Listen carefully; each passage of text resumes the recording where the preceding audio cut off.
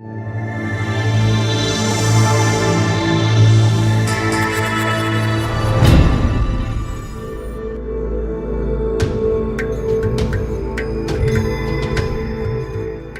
have a marma point right in the middle of the chin. And if you think of the mannerism when people say, what do I think about that?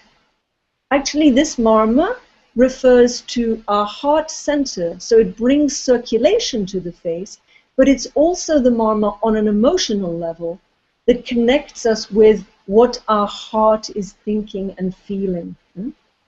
So gently pressing here. Marmas you can either just gently press and release 3 times, or you can do 5 little circles. They're going to affect the tissue around the marma point, and they're also going to affect us emotionally and reflexively. We're going to be working from the bottom of the face to the top. Sometimes the marmas are on the midline, sometimes they're in pairs. So the next marma, right in the middle of the upper lip. You can see I'm pressing and releasing just as I was on the middle of the chin. This is a great point for actually refreshing our brain. Then we have marma points either side of the nose. If you feel where your nostril joins your face, we have a marma right in that deep area there. I was describing to a student this week, yeah, that's the place where we sometimes get oiliness or congestion. And very often, marmas are in little hollows. So you can press one side and then the other. The marma on the right side relates to the left side of the brain, so we're saying wake up left side. The marma on the left side refers to the right side of the brain. And of course, because these marmas are near sinus cavities, this is beneficial for sinus. It's good for bringing moisture and fullness to the cheeks. Moving up a little bit further is the level of your cheekbones here. And this is a fantastic point to know if you happen to have a syndrome that is becoming really common these days. The syndrome is called dry eyes. And this point particularly demonstrates that marma points connect your body to do the intelligent thing. So if you have dry eyes, gently squeezing either side of your nose here will bring moisture to your eyes. But on the other hand, if you happen to have eyes that are really runny or inflamed, then these points will actually send the moisture down the back of your throat instead of spilling over your face. So that's what I mean by marmas actually teaching your body or connecting with your body to do the intelligent thing. So many people now working on computers have problems with eyes, not necessarily eyesight, but tired eyes by the end of the day, especially with all sorts of light coming at you. And I know, we live fairly near Silicon Valley. The guys that are working computers all day long, they're told to take a break every 20 minutes, cup their hands, and cover their eyes. Now, if they knew more about Ayurveda, they would be using all of the little pressure points that are on the lower bony orbit of the eye. These points are incredibly refreshing. They're good for reducing puffiness. They're good for reducing darkness under the eye. And they begin to take away all of the stress and strain that gathers when we start to feel super intense. Pitta energy gathers around the eyes, and that's why we do this kind of thing. It's like focus, focus, focus inwards. We're actually not built to focus all the time at such a short focal length. We're built to see predators coming at us from the horizon.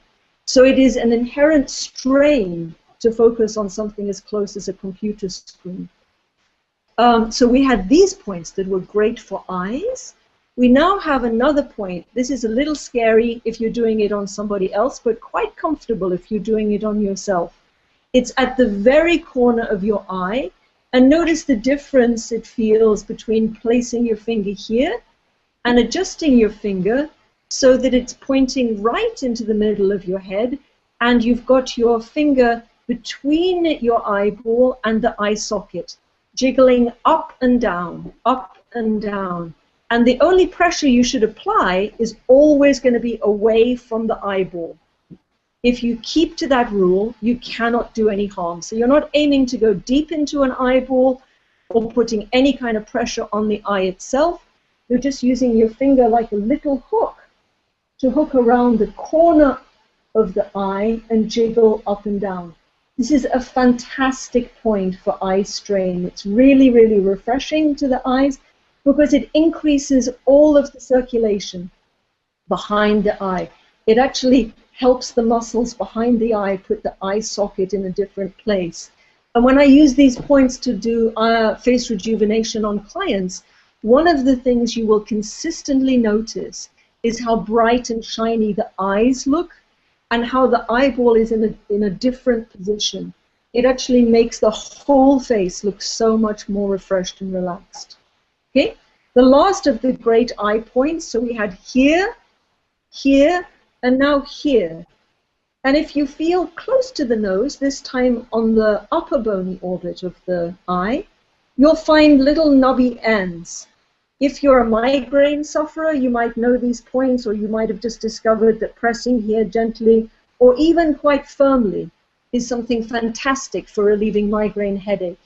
It's because when you press here, you're affecting both your spleen and your liver, and you're helping to alkalize the blood. One reason for migraine is that blood is too acid, either from stress, strain, something you've eaten, many, many different things. It might even just be extra light coming towards you, just like bright lights.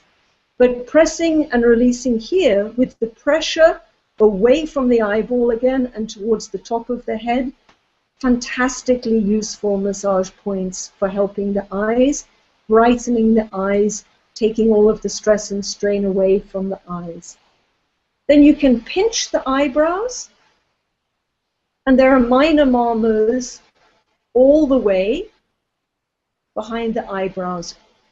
Fascinating to know that we hide stress and tension where we think we are not seen from front view.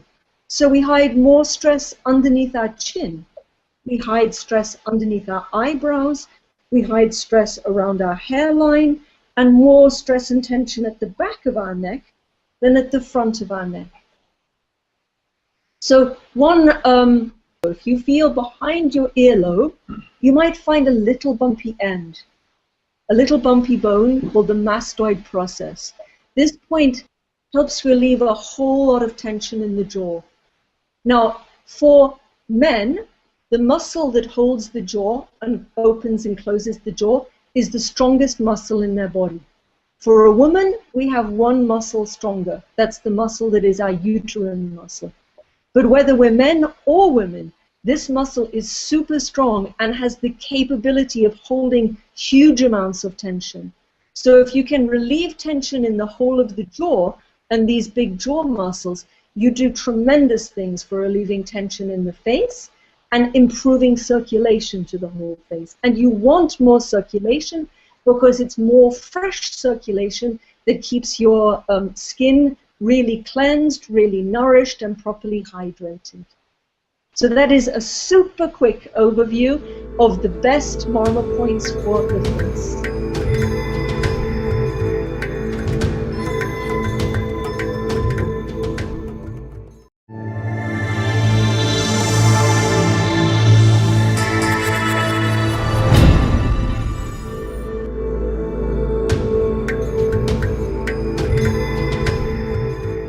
We have a marma point right in the middle of the chin. And if you think of the mannerism when people say, what do I think about that?